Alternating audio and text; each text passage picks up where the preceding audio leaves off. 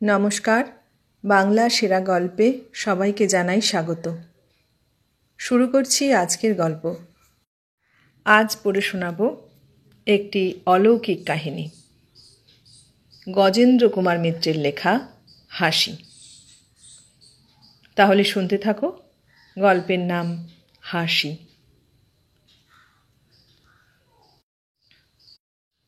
আর যাই হোক, ডাক্তার রায়ের এই হাসিটার জন্যে প্রস্তুত ছিল না কেউ। এরকম নিদারুণ সংবাদেও মানুষ হাসে।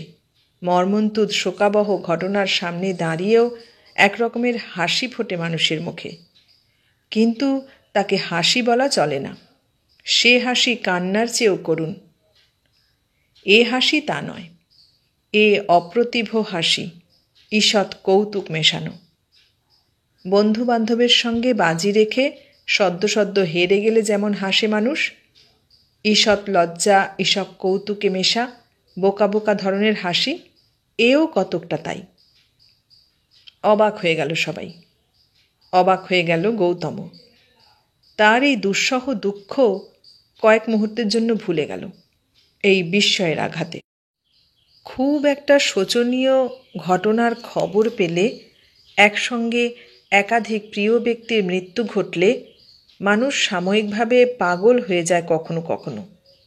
কিন্তু তা বলে সঞ্জীবন রায়ের মতো লোকও, তাও কি সম্ভব? ওর মতো বিচক্ষণ চিকিৎসক ভারতজোড়া তো বটেই, সুদূর ইউরোপ আমেরিকাতেও যাঁর এত নাম, যিনি বিলেতেই আগাগোড়া পড়ে ডাক্তারি পাশ করেছেন, আবার সেখানেই হাসপাতালে চাকরি ও রিসার্চ করে সর্বোচ্চ ডিগ্রি নিয়ে ফিরে এসেছেন, তিনিও একটা মৃত্যু সংবাদে এতদূর বিচলিত হবেন? এ যে অবিশ্বাস্য ব্যাপার। কত মৃত্যুই তো তিনি দেখেছেন। দুর্ঘটনার মৃত্যু দেখাও কিছু নতুন নয়। বহু লোকের মৃত্যুশয্যার পাশে গিয়ে দাঁড়াতে হয়েছে তাকে। মার মৃত্যু তিনি দেখেননি, তখন বিলেতে, কিন্তু বাবা, ভাই, তারপর সেই স্ত্রী পর্যন্ত সবাই তো তার চোখের সামনে মরেছে। তবে আজ এ সংবাদে তিনি একেবারে পাগল হয়ে উঠবেন কেন? হ্যাঁ, এ মৃত্যুটা সাধারণ মৃত্যু নয়, এটা ঠিক। মৃত্যুটাও নয়, যারা মরেছে তারাও নয়।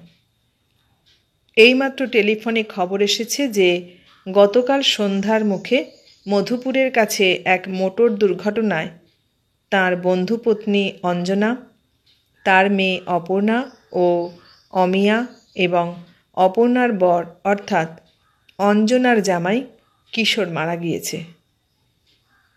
কিশোরী গাড়ি চালাচ্ছিল। সঞ্জীবনের বড় ভারী বিলিতি গাড়িখানা।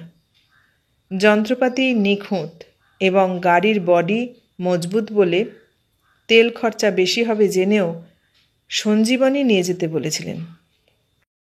অঞ্জনারা যাচ্ছিল রাজগীর। অঞ্জনার শরীর ভালো না বলে 8-10 দিন ওখানের গরম জল লাগালে ভালো হতে পারে, এই আশাতেই যাচ্ছিল। গয়ার পথেও যাওয়া চলত। এ পথটা কিশোরের জানা ও পছন্দ বলে এই দিক দিয়েই যাচ্ছিল তারা। সঞ্জীবন এটা জানতেন না, জেনেছিলেন একেবারে ওরা বেরিয়ে চলে যাবার পর। জানলেও নিষেধ করতেন না হয়তো। কথাটা মনে ছিল না তার। মনে ছিল না তার কারণ মৃত্যুপথযাত্রিণী ঈর্ষাতুরা নারীর প্রলাপোক্তি ভেবে এসেছিলেন এতদিন। তাছাড়া আর কোনো গুরুত্ব আছে মনে করেননি। কিশোর নতুন ছোট গাড়িখানায় নিতে চেয়েছিল তার। ওখানে গিয়ে পাহাড়ে পাহাড়ে ঘুরবে, এদিক ওদিক পাটনা গয়া করবে। ভারী গাড়িতে বেশি তেল পুড়িয়ে লাভ কি? কিন্তু সঞ্জীবনী জোর করে এই গাড়ির ব্যবস্থা করেছিলেন। ওই যুক্তিই দেখিয়েছিলেন, যা পথ, অ্যাক্সিডেন্ট তো লেগেই আছে। এখনকার ওসব দেশি গাড়ি দেশলাইয়ের বাক্সের মতো, একটু কিছুতে লাগলেই চুরমার হয়ে যাবে। তুমি বড় গাড়িটাই নিয়ে যাও, ধাক্কা টাক্কা লাগলেও সহজে এ গাড়ির কিছু হবে না। সাধারণ কোনো গাড়ির সঙ্গে লাগলে সেই গাড়িই যাবে, বরং তেল একটু বেশি খরচা হবে, কি আর করা যাবে। খরচা বেশি হলে তাঁরই হবে, ওদের কোনো ক্ষতিবৃদ্ধি নেই। স্বাভাবিক সংকোচে সে কথাটা আর বলতে পারলেন না। হ্যাঁ, নামে বন্ধুপত্নী, বন্ধুর ছেলে মেয়ে, কিন্তু আসলে এরাই তো ওর আপন। ওর আর কে আছে? নিঃসন্তান বিপত্নিক সঞ্জীবন রায় এদেরই আশ্রয় করেছিলেন এতকাল। ডাক্তারি হোক আর বৈজ্ঞানিকই হোক, সব মানুষেরই একটা পারিবারিক আশ্রয় দরকার হয়। সব পুরুষই খোঁজে, বিশেষ করে যদি সে কর্মী কৃতিপুরুষ হয়। এমন দু চারটি আত্মার আত্মীয় যাদের কাছে সে নিতান্ত অসহায়, যাদের ইচ্ছার অধীনে সে, যারা তার কাছে আবদার করবে, জোর খাটাবে, ধমক দেবে, স্নেহের প্রশ্রয়ে যারা মাথায় উঠে থাকবে। এই মাথায় রেখে ধমক খেয়েই তার সুখ, হার মেনে তার আনন্দ। বাইরে যে যত প্রবল কঠিন, ঘরে সে তত দুর্বল নমনীয়। এই দুর্বলতা তার শখের, সাধের। সে ঘর যদি নিজের না থাকে, অন্যভাবে সৃষ্টি করতে হয়, কিন্তু এটা তার চাই। বিরাট রাজনীতিক নেতা, ব্রতধারী তপস্বীর মতো নিশিদিনমান যিনি মানব সেবার সাধনায় রত, তিনিও একটি রমণীর কটাক্ষে উঠতে বসতে পেরে নিজেকে ধন্য মনে করেন। একটি শিশুর আবদারে বিব্রত হতে পেলে কৃতার্থ হয়ে যান। সঞ্জীবন রায়ও এর ব্যতিক্রম নন। বন্ধু নির্মল দত্তের মৃত্যুশয্যার পাশে প্রথম তিনি অঞ্জনাকে দেখেন। এমন কিছু রূপসী নয় যে বিশেষত হাহাকার করে কাঁদছে যে সেই সদ্যবিধবার দিকে ভালো করে তাকাতেও ইচ্ছা হয়নি তার। প্রথম তিনি আকৃষ্ট হয়েছিলেন এই ফুটফুটে ছেলে মেয়েগুলোর দিকেই। তখন তার 5-6 বছর বিয়ে হয়েছে মাত্র। ছেলে মেয়ে হবার সম্ভাবনা একেবারে কিছু লোপ পেয়ে যায়নি, তবুও অন্তরে যেন একটা শূন্যতাবোধ জেগেছিল তখনই। সেই জন্যেই আরও যেন ভালো লেগেছিল এদের। অপর্ণা, অমিয়া আর এই গৌতম। খুবই ছোট ছোট ওরা তখন। সে বয়সে এমনিই সকলকে সুন্দর দেখায়। এরা তো সত্যি সত্যিই সুন্দর দেখতে। ওদের দিকে চেয়ে যেন চোখ ফেরাতে পারেননি ডাক্তার রায়। ওদের টানেই তিনি যাতায়াত শুরু করেছিলেন ওদের বাড়ি। নির্মল একেবারে নিঃস্ব ছিল না। যা রেখে গিয়েছিল এদের উপবাস থেকে রক্ষা করার পক্ষে যথেষ্ট। তাই ঠিক অর্থের প্রয়োজনে অঞ্জনা ওকে অবলম্বন করেনি। অভিভাবকের প্রয়োজনটাই সেদিন ছিল বেশি। আসা যাওয়া করতে করতে একটি মধুর পারিবারিক আবহাওয়ার মধ্যে এসে পড়ে। একটি সুস্বচ্ছন্দ সুপরিচালিত গৃহস্থালির চেহারা দেখে একটু যেন অবাকই হয়ে গিয়েছিলেন বিলেত ফেরত ডাক্তার সঞ্জীবন রায়। তিনি দীর্ঘদিন বিলেত ছিলেন। এখানে এসে অর্থের প্রয়োজন তত না থাকলেও ধনী শ্বশুরের একমাত্র কন্যাকে বিয়ে করেছিলেন। সে কন্যাটিও আবার মা মরা হস্টেলে মানুষ। তাই গৃহসুখ বলতে কোনোদিনই কিছু জানতেন না। ভালো খাওয়া মানে হোটেলে, আনন্দ মানে সিনেমা থিয়েটারে যাওয়া, গৃহস্থালী বলতে চাকর বাকরদের স্বেচ্ছাচার ও অব্যবস্থা, এইতেই অভ্যস্ত হয়েছিলেন। এদের এখানে এসে যেন নতুন জগৎ আবিষ্কার করলেন একটা। তিনি এই প্রথম জানলেন মেয়েরা নিজে হাতে রেঁধে খাওয়াতে চায়, খাইয়ে আনন্দ পায়। তারা পুরুষের দৈহিক স্বাচ্ছন্দ্য ও আরামের জন্য সদা সতর্ক ও সন্ত্রস্ত থাকে। পুরুষের পছন্দ অপছন্দের মাপে নিজেদের পছন্দ অপছন্দকে তৈরি করে। চোখ মেলে দেখলেন কেমন আরামের নীড় তারা তৈরি করতে পারে। পরিষ্কার পরিচ্ছন্ন ঘর, সাজানো গোছানো ঘরকন্যা, স্নেহ মধুর পরিবেশ। ক্রমশ আসা যাওয়া করতে করতে অঞ্জনাকেও ভালো লাগলো তার। আরও কিছুদিন যাওয়ার পর সুন্দরী মনে হলো তাকে। সুন্দরী অন্তত তার কাছে মনও হারেনি। ঘনিষ্ঠতা ক্রমশ অন্তরঙ্গতাতে পরিণত হতেও দেরি হলো না। উপকারী বন্ধুর প্রতি শ্রদ্ধা একটু একটু করে প্রেমে পরিণত হলো অঞ্জনার মনেও।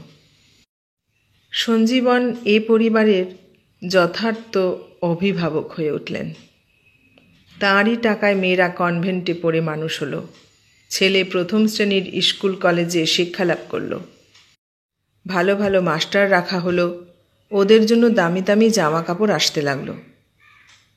ইতিমধ্যে সঞ্জীবনের স্ত্রী বিয়োগ হতে যেটুকু চক্ষুলজ্জার বাধা বা ন্যায় নীতি বিবেকের বাধা থাকতে পারত সেটুকু অপসারিত হলো। যদিও ওদের বাড়িতে গিয়ে ওঠেননি আজ পর্যন্ত, তবু ওর আসল বাড়ি যে কোনটা তা তাঁর বন্ধুবান্ধব, আত্মীয় স্বজন, কর্মচারী, এমনকি নিয়মিত যাতায়াতকারী রোগীদেরও জানতে বাকি ছিল না। সেই পরিবারের, বলতে গেলে তার নিজেরই পরিবারের প্রায় সব কটি লোক মারা গেল একসঙ্গে একটিমাত্র দুর্ঘটনায়, সে খবরে ভেঙে না পড়ুন, অন্তত হতভম্ব স্তম্ভিত হয়ে যাবেন কিছুকালের জন্য, এইটাই ভেবেছিল সকলে। গৌতম সে নিজে শোকে বিহ্বল হয়ে পড়লেও একেবারে জ্ঞান হারায়নি। সেও মুখের দিকে চেয়েছিলেন ওর। প্রথমটা একেবারেই ছাইয়ের মতো রক্তশূন্য হয়ে গিয়েছিল সঞ্জীবনের মুখ, যেমন সবাই আশা করেছিল। থরথর করে কথা কইবার বৃথা চেষ্টায় কেঁপেছিল ঠোঁট দুটো। নিঃশব্দে বসে পড়েছিলেন চেয়ারে, কিন্তু তারপরই ওই বিচিত্র হাসি ফুটে উঠেছিল মুখে। চোখের জলের জন্যে যারা প্রস্তুত, মুখে ওই হাসি দেখে চমকে উঠবে বইকি তারা। যেন এতখানি শোকের মতো কিছু হয়নি, কাঁদবার মতোও না, শুধু বন্ধুতে বন্ধুতে বাজি রেখে হেরে গেছেন ডাক্তার রায়, তাই ঈষৎ বোকা বোকা অপ্রতিভের হাসি হাসছেন। অসহিষ্ণু গৌতম আর অপেক্ষা করতে পারে না, অসহিষ্ণুতা চাপবারও চেষ্টা করে না। বলে ওঠে, তুমি তুমি ওখানে যাবে তো, নাকি আমিই রওনা হয়ে যাব? কিন্তু গাড়ি তো আমি এখন চালাতে পারবো না। তুমি কি ড্রাইভার একজনকে স্পেয়ার করতে পারবে? চমকে ওঠেন ডাক্তার রায়, যেন অকস্মাৎ কোন অবাস্তব কল্পনা ও চিন্তায় গড়া জগৎ থেকে মাটির পৃথিবীতে নেমে আসেন। ব্যাকুলও হয়ে ওঠেন সঙ্গে সঙ্গে। অসহায় বিহ্বলভাবে ওর দিকে চেয়ে বলেন, ড্রাইভার? গাড়ি? কি গাড়ি? তারপরই সচেতন ও সচকিত হয়ে ওঠেন যেন। না না, আমি যাব বই কি, আমিই যাব। খোকা, একটা কথা বলছি বাবা, তুই বরং থাক এখানে, আমি একাই যাই। তোর মনের অবস্থা ভালো না, সে দৃশ্যও তুই সহ্য করতে পারবি না। আর সব তো এখানেই নিয়ে আসছি, তুই গিয়ে আর কি করবি? কি বলছো কাকু, তোমার মাথা খারাপ হয়ে গেছে দেখছি শখে। বেশ একটু ধমক দিয়েই ওঠে গৌতম। এই খবর শোনবার পরও আমি চুপ করে বসে থাকবো এখানে? এই কথা তুমি ভাবতে পারলে কি করে? তোমার চেয়ে আঘাত আমার কম লেগেছে এ কথা মনে করার কোনো কারণ আছে কি? হাজার হোক আমার মা, আমার নিজের বোন। অকারণে কেমন যেন রূঢ় হয়ে ওঠে গৌতম। আবারও বলে, তোমার অসুবিধা থাকে বলো, আমি একটা ট্যাক্সি নিয়ে চলে যাচ্ছি। আবারও হাসেন সঞ্জীবন রায়। অস্ফুট কণ্ঠে যেন স্বগত বলে ওঠেন একবার, ফ্যাটালিটি। তারপর গৌতমের মুখের দিকে কেমন এক রকমের বিচিত্র স্নিগ্ধ দৃষ্টিতে চেয়ে বলেন, আমি যে তোমার পর, কোনো রক্তের সম্বন্ধ নেই তা আমি জানি খোকা। অত রুডলি সেটা মনে করিয়ে না দিলেও পারতে। ঠিক আছে, চলো, আমি তো যাচ্ছি, আমার সঙ্গেই চলো। তবে আমার ঘণ্টাখানেক দেরি হবে অন্তত। আমার এখানে কিছু জরুরি কাজ সেরে যেতে হবে। যেসব ক্রিটিক্যাল কেস আছে সেগুলোরও একটা ব্যবস্থা করা দরকার। বেশ সহজভাবেই বলেন কথাগুলি, যেন মনে হয় ইতিমধ্যেই খানিকটা সামলে নিয়েছেন নিজেকে। ফলে আবারও একবার অবাক হয় গৌতম। তবে কি ওরা যা ভাবত, যা জানত, যা সেই আশই সব জেনে এসেছে, তা ঠিক নয়? সত্যি সত্যি এমন কোনো গভীর স্নেহ নেই সঞ্জীবন রায়ের মনে তাদের সম্বন্ধে? নাকি ডাক্তাররা বহু মৃত্যু দেখে বহু মৃত্যুর পরোক্ষ কারণ হয়ে এমনই কঠিন হয়ে যায়? কিন্তু সে যতই শোকার্ত আর অস্থির হোক, কোনো উপায় ছিল না অপেক্ষা করা ছাড়া। সে নিরুপায় চোখ মেলে বসে বসে দেখতে লাগলো। একটার পর একটা টেলিফোন করে যেতে লাগলেন সঞ্জীবন রায়। প্রথমেই ডাকলেন তার বন্ধু 2 ডাক্তারকে। তারা দুজনে যদি ওর রোগীদের একটু সামলাতে পারেন কদিন, সকালে 1 ঘন্টা, বিকেলে 1 ঘন্টা অন্তত, আর এখনই একবার যদি কেউ চলে আসতে পারেন, নিচে 1 ঘর রোগী অপেক্ষা করছে। ওর আর এখন রোগী দেখার মতো মানসিক অবস্থা নেই, কারণ সে পরে বলবেন তিনি। এরপর ডাকলেন তার বন্ধু কন্ট্রাক্টরকে। বাড়ির এই পশ্চিমের অংশটা সম্প্রতি বাড়িয়েছেন তিনি। সে বাবদ 1000 কতক টাকা এখনও পাওনা তার। তিনি ফোন করে জানিয়ে দিলেন যে সম্পূর্ণ টাকার চেক লেখা রইল মোহনের কাছে, যেন অতি অবশ্য আজই এসে নিয়ে যায়। না না, যখন খুশি চলবে না বলেই এই 7 সকালে ফোন করেছেন তিনি। ঠিক যেন আসে। সব শেষে ডাকলেন অ্যাটর্নি বন্ধু গাঙ্গুলিকে। বললেন, উইলটা একটু পাল্টাতে হবে গাঙ্গুলি। খবর শুনেছ তো? শোনোনি? মধুপুরের কাছে একটা অ্যাক্সিডেন্ট হয়ে এ উইলের প্রিন্সিপাল লিগার্টি যারা, তারা প্রায় সকলেই মারা গেছে। হ্যাঁ হ্যাঁ, সে খবর পরে শুনো, কাগজেও দেখতে পাবে নিশ্চয় কাল। এখন কাজের কথা শুনে নাও। আমার সময় খুব কম, এখনই রওনা দিতে হবে। যাবার আগে নতুন উইলে সই করে দিতে চাই। গৌতম এখনো বেঁচে আছে, নির্মল দত্তের ছেলে গৌতম দত্ত। যদি সে আমাকে সারভাইভ করে তো কথাই নেই, সেই সব পাবে, মানে ওদের যা পাবার কথা ছিল। আর যদি আনফর্চুনেটলি অন্যরকম হয়, আমার কর্মচারী চাকর বাকরদের প্রাপ্য দিয়ে যা থাকবে সবটাই চ্যারিটিতে যাবে। না না, অত ডিটেলস বলবার সময় নেই। তোমাকে আমি বিশ্বাস করি, তুমি যা ভালো বোঝো, যেভাবে দিতে চাও দিয়ে দিও, অ্যাজ ইউ থিঙ্ক ফিট।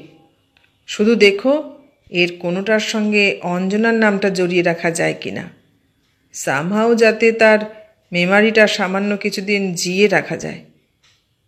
পাগল নাকি? খসড়া টসড়া পড়ার সময় নেই আমার। তুমি একেবারে রেডি করে রাখো। মোটে 10 মিনিট সময় আছে আমার হাতে, তার মধ্যেই বেরিয়ে পড়ব। যাওয়ার পথে সই করে চলে যাব। সাক্ষী 2 জন ঠিক রেখো।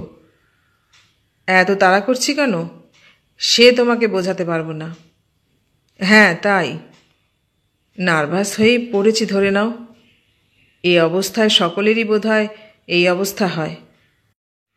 কিন্তু আমি ডাক্তার, আমাকে আর তুমি ওষুধ প্রেসক্রাইব করতে এসো না, দোহাই। বেশ হাসি হাসি মুখেই টেলিফোন নামিয়ে রাখলেন যেন তিনি। বন্ধুবান্ধবদের সঙ্গে হাসি তামাশা করার পর যেমন স্মিত প্রসন্ন মুখে লোকে টেলিফোন ছাড়ে, তেমনি। বুঝতে পারে না গৌতম, কিছুই বুঝতে পারে না সে। এ লোকটা যেন মৃত্যুর জন্য প্রস্তুত হয়ে যাত্রা করছে। কিন্তু কেন কেন? একটা দুর্ঘটনা ঘটেছে বলেই ওই পথে যারা যাবে তাদের সকলেই মরবে? এ তো মেয়েলি ভয়। ওকে যা দেখে এসেছে এতদিন, তাতে তো কখনো ওকে এমন দুর্বল চিত্ত, এমন সশঙ্ক বলে মনে হয়নি কখনো। বৈজ্ঞানিক উনি, চিকিৎসক, যুক্তিবহ মন ওর এমন অবুঝ ভয় তো সাজে না। অভিভূতের মতোই বসে শোনে সে। উনি বাড়ির পুরনো চাকর মোহনকে ডেকে সব চাবি এবং নিত্য প্রয়োজনের টাকা কড়ি দিয়ে সংসারের পুরো ভারটাই বুঝিয়ে দিচ্ছেন। সেই সুরটাই বাজছে তার গলায়, কিছু পূর্বের শেষ প্রস্তুতির সুর। বলছেন, শোন, আর যদি নাই ফিরি অধীর হোস নে, তোর ওপরই সব ভার রইল, মনে রাখিস। এ বাড়ি ছেড়ে কোথাও যাস নে। গাঙ্গুলিবাবুকে বলা আছে, সব ব্যবস্থা করে দেবে, তোর কোনো অভাব থাকবে না। আর কোথাও খেটে খেতে হবে না। তুই যতদিন বাঁচবি এ বাড়ির একখানা ঘর তোর থাকবে, কেউ সরাতে পারবে না। হাউমাউ করে কেঁদে ওঠে মোহন। এসব কি বলছো বাবু? এ কি সব অলক্ষণে কথা? কি এমন হয়েছে যে তোমাকেও বেদায় নিয়ে যেতে হবে এমন করে? অদেষ্টে ছেলেও একটা ঘটনা ঘটে গেছে। এখনো তো খোকা বাবু রয়েছে, ওকে দেখে ওর মুখ চেয়ে বুক বাঁধো। এমনতর ভেঙে পড়লে চলবে কেন? এসব কি আর নীতি হয়? গৌতমও এবার কথা না কয়ে পারে না। গভীর শোকের মধ্যেও এটা যেন অসহ্য মনে হয় তার। বলে, তুমি মিছিমিছি এই করে খানিকটা সময় নষ্ট করলে কাকু। তোমার মধ্যে একটা বৈজ্ঞানিক মন আছে বলে জানতুম। এখন দেখছি তুমি মেয়ে ছেলেরও অধম। ছি, একটা অ্যাক্সিডেন্ট হয়েছে বলে ও পথে যত গাড়ি যাবে সবগুলো ভাঙবে, না সবাই মরবে? আবারও একবার হাসলেন সঞ্জীবন রায়। এবার আর অপ্রতিভের হাসি নয়। ছেলে মানুষের নির্বুদ্ধিতা দেখলে যেমন প্রশ্রয়ের হাসি হাসেন গুরুজনরা, তেমনিভাবেই হাসলেন তিনি। ছেলে মানুষ গৌতম, নেহাতি ছেলে মানুষ। এখনও ওর জ্ঞান বুদ্ধি হতে বেশ দেরি। খবরটা ওই বলেছে, গৌতমী। ট্রাঙ্ক কলে খবর দিয়েছে ওর এক বন্ধু। দুর্ঘটনার পূর্ণ বিবরণ দিয়েছে সে। কাল সন্ধ্যার অনেক আগে ঘটনাটা ঘটেছে, দিনের আলোয়। অনেকেই চোখে দেখেছে ঘটতে। প্রত্যক্ষদর্শীর বিবরণ পাওয়া গেছে। সোজা রাস্তা দিয়ে আসছিল গাড়ি, উঁচু নিচু নয়, অনেকখানি, প্রায় 2-3 মাইল একেবারে সমতল রাস্তা। বহুদূর থেকেই দেখা যায় কি আসছে না আসছে। লরিটা যে আসছে তা দেখার কোনো অসুবিধা ছিল না। রাস্তায় যথেষ্ট জায়গা ছিল, ফাঁকা রাস্তা। লরির চালকও বেআইনি কিছু করেনি, সে বাঁদিক ঘেঁষেই আসছিল। এদের গাড়ি যে চালাচ্ছিল সেই নাকি অন্ধের মতো উন্মত্তের মতো বেঁকে গিয়ে লরিটার ওপর পড়েছে। আরও আশ্চর্য, সঞ্জীবনের অত ভারী গাড়ি গিয়ে লাগা সত্ত্বেও লরিটার বিশেষ কোনো ক্ষতি হয়নি। এদের গাড়িটা ধাক্কা খেয়ে ছিটকে গিয়ে একটা বড় গাছে লেগে চুরমার হয়ে গেছে। আরোহীদের একটি প্রাণীও বাঁচেনি। অথচ সঞ্জীবন জানেন, গৌতমেরও অজানা নেই, কিশোর অপ্রকৃতিস্থ, মদ্যপ বা উন্মাদ কোনোটাই নয়, অন্ধ তো নয়। বরং কিশোর স্টিয়ারিং ধরলে ভাঙা গাড়িও চলতে শুরু করে, এমনই একটা প্রবাদ চালু আছে। এত ভালো হাত তার। সচ্চরিত্র, বুদ্ধিমান, বিচক্ষণ ছেলে কিশোর। সে এমন কাজ কেন করবে একবারও ভেবে দেখল না গৌতম। সেটা ভেবে দেখলে তার এই আজকের আচরণের কার্যকারণ বুঝতে হয়তো এতটা অসুবিধা হতো না। সব কাজ চুকিয়ে ব্রেকফাস্টও সেরে নিলেন সঞ্জীবন। গৌতমকেও কিছু খেতে বলেছিলেন, এখনও তো অসহজ লাগেনি তোমার, খেয়ে নিতে পারো। গৌতম অন্যদিকে মুখ ফিরিয়ে জবাব দিয়েছিল, অসহজটাই বড় কথা নয় কাকু, ওসব আমি মানিও না। কিন্তু মানুষের মানসিক অবস্থা বলেও একটা জিনিস আছে, ডাক্তারি করতে করতে সেইটেই ভুলে গেছো তুমি। আর পেরাপেরি করেননি ডাক্তার রায়, শুধু আর একবার হেসেছিলেন একটু। তার ইঙ্গিতে মোহন জোর করে 1 কাপ কফি খাইয়ে দিয়েছিল। খাওয়া শেষ করে পোশাক বদলে ডাক্তারি ব্যাগটা গাড়িতে তুলে দিতে বলে অনেক দিন পরে নিজেদের শয়নকক্ষে এসে ঢুকলেন সঞ্জীবন রায়। অনেক দিন এ ঘরে তিনি আসেননি, শোননি স্ত্রীর মৃত্যুর আগে থেকেই। যখন বোঝা গেল স্ত্রীর অসুখ সহজে সারবে না, তখনই এ ঘরে নার্সদের থাকার ব্যবস্থা করতে পাশের ছোট ঘরটা নিজের শোবার ঘরে রূপান্তরিত করেছিলেন। মৃত্যুর পরও আর ঘর বদল করেননি, ইচ্ছা হয়নি। এ ঘরে আর শোবার কোনো ব্যবস্থা ছিলও না। অমিতা বিছানার ওপরই মারা গিয়েছিল, নিচে নামানো হয়নি। সঞ্জীবন হয়তো এমনি নামাবার কথা ভাবতে পারতেন না, তার ওপর অমিতা বারবার এই হৃদয়হীন আচরণে তার আপত্তি জানিয়ে রেখেছিল। তার ধারণা ছিল তে শূন্যে মরতে নেই, এ বিধানটা বিছানা বাঁচাবার জন্যেই দেওয়া হয়েছে। রোগীর জ্ঞান থাকতে বিছানা থেকে নামালে কারণ বুঝে তখনই তো তার হার্ট ফেল করবে, ফলে সেসব গদি বিছানা ফেলা গিয়েছিল। খাটটা তার এক রাঁধুনি বামুনকে দেওয়া হয়েছিল। সেই থেকে এ ঘর শূন্য আছে প্রায়। দেওয়ালে খানকতক ছবি, বইয়ের শেলফ, অমিতার কাপড় জামার আলমারি, একটা ছোট বেডসাইড টেবিল ও আর একটা টেবিলে স্ত্রীর একখানা ছবি ছাড়া এ ঘরে কিছু নেই এখন। তবু সেই শূন্য ঘরেই এসে দাঁড়ালেন ডাক্তার রায়। খাটখানা কোথায় পাতা ছিল তা আজও মনে আছে তার। এইখানে পশ্চিমের দেওয়াল ঘেঁষে বসানো ছিল। মেঝেতে 4টে খুঁড়োর দাগ এখনও মিলিয়ে যায়নি। এই দিকে মুখ করে শুতো অমিতা, পূব দিকের এই দরজার দিকে মুখ করে, যাতে সেই সিঁড়ির মুখ পর্যন্ত সমস্ত বারান্দাটা দেখা যায়। এখন যেখানে দাঁড়িয়ে আছেন সাধারণত সেইখানেই এসে বসতেন তিনি, স্ত্রীকে দেখবার জন্যে, তার খবর নেবার জন্যে। ইদানিং অমিতা তার সঙ্গে কথা কইত না। তিনি ঘরে আসছেন টের পেলে মুখটা ফিরিয়ে চোখ বুঝত, নইলে নার্সকে বলতো ওপাশ ফিরিয়ে দিতে। তার চিকিৎসাও চলতে দেয়নি শেষের দিকে। তার বন্ধু সমর সেনই দেখত।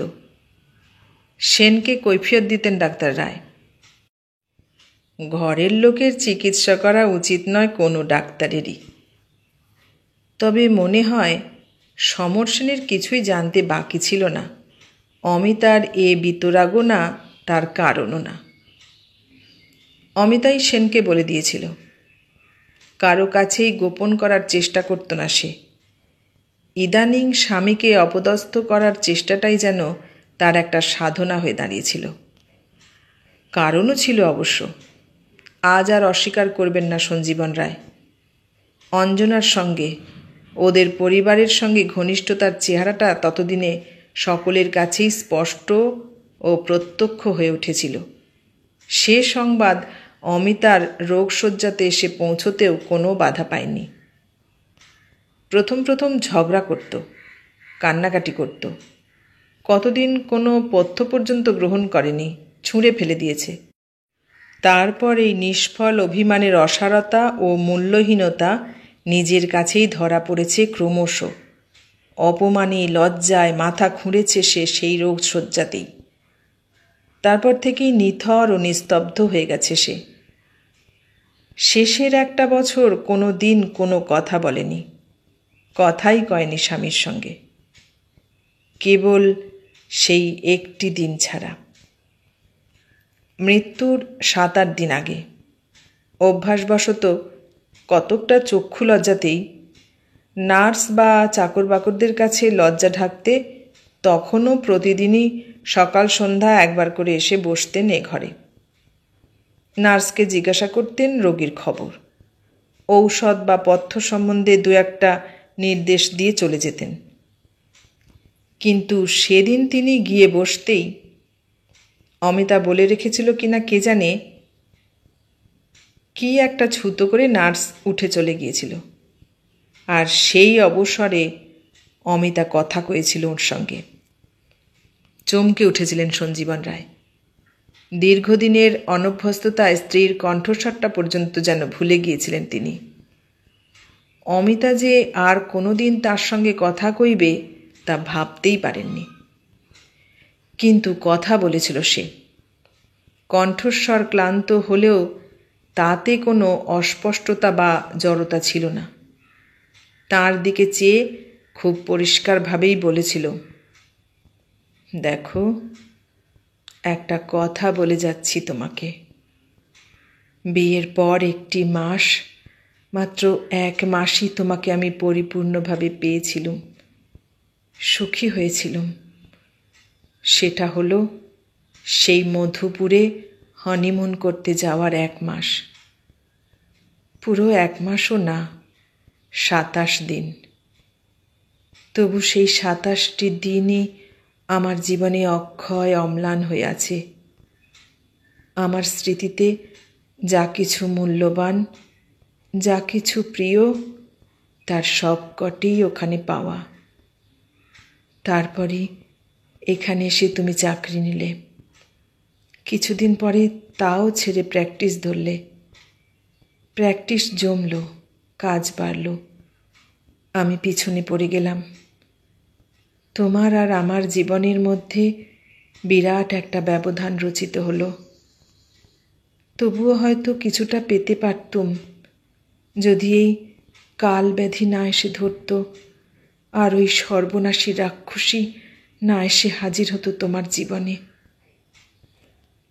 এইটুকু বলেই হাঁপিয়ে উঠেছিল অমিতা। রীতিমতো কষ্ট হচ্ছিল তার। তবু সঞ্জীবন বাধা দেননি। তিনি জানতেন এখন বাধা দিতে গেলে আরও উত্তেজিত হয়ে পড়বে, হিতে বিপরীত ঘটবে। অমিতা এক মুহূর্ত থেমে রাক্ষসীকে মনে পড়ার অস্বাভাবিক উত্তেজনা কিছুটা সামলে নিয়ে বলল, আমি মরার পর যা করবে তা জানি। কাজে তো সে স্ত্রী হয়ে বসেছে, চোখ বুঝলেই সে নামেও গৃহিণী হয়ে এ বাড়িতে এসে বসবে। তা সে যা খুশি করো, এ বাড়ির ওপর আমার মায়া নেই এক রত্তিও।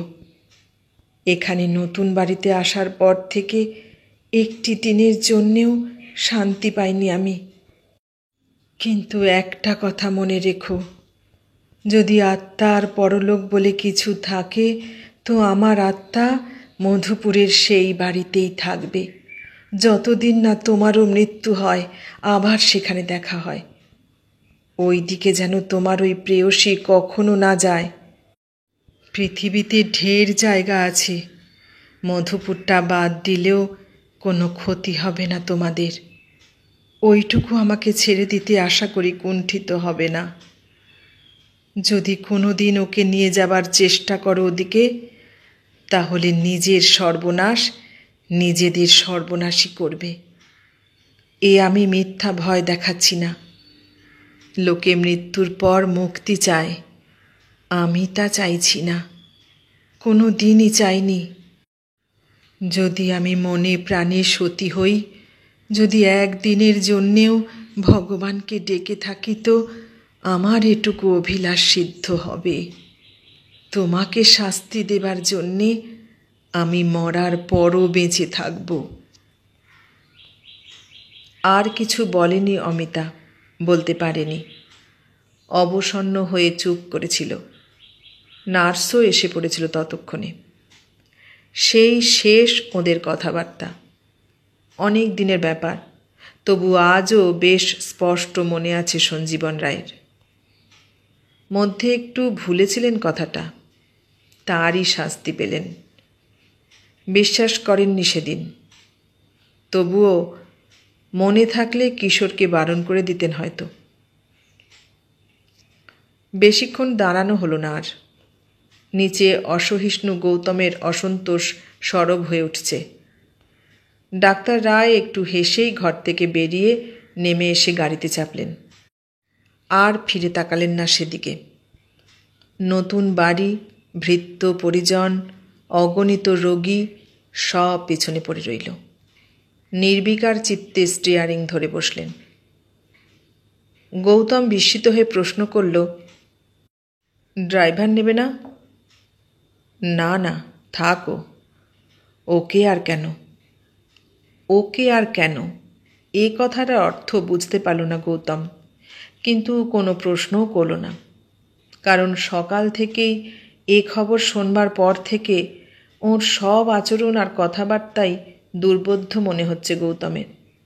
সম্ভবত শোকে আর শকেই হয়েছে এটা। এত বড় বৈজ্ঞানিকও মনের ভারসাম্য হারিয়ে ফেলেছেন। এরপরের যা ইতিহাস, তা খবরের কাগজে ছাপা হয়েছিল।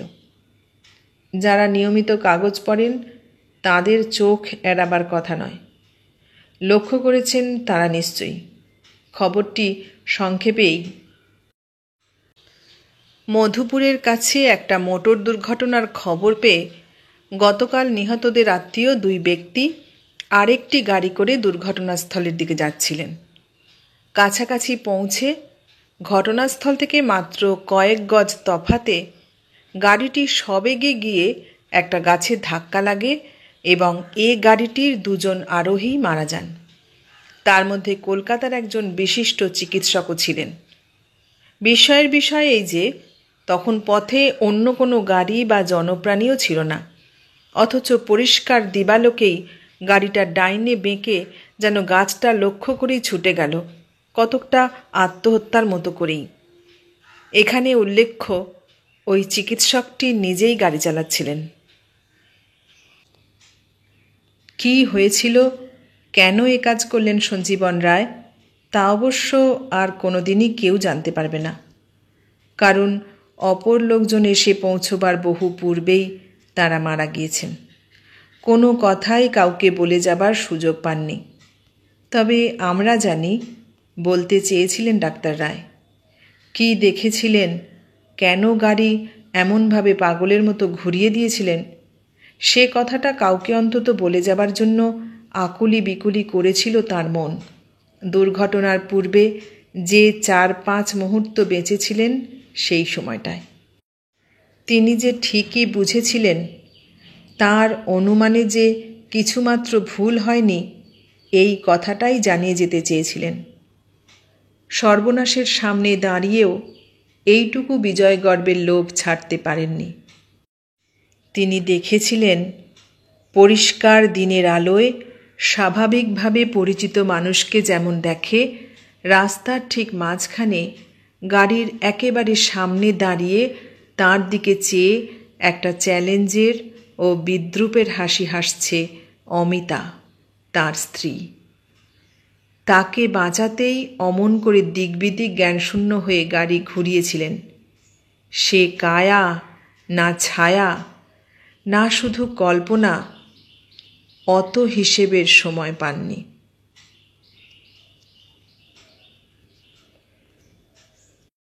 এতক্ষণ শুনলে গজেন্দ্র কুমার মিত্রের লেখা গল্প হাসি। কেমন লাগলো গল্পটা? ভালো লাগলে লাইক, কমেন্ট, শেয়ার করো। আর নতুন বন্ধু হলে সাবস্ক্রাইব করার অনুরোধ রইল। সবাইকে অনেক ধন্যবাদ জানিয়ে আজ এখানেই শেষ করলাম।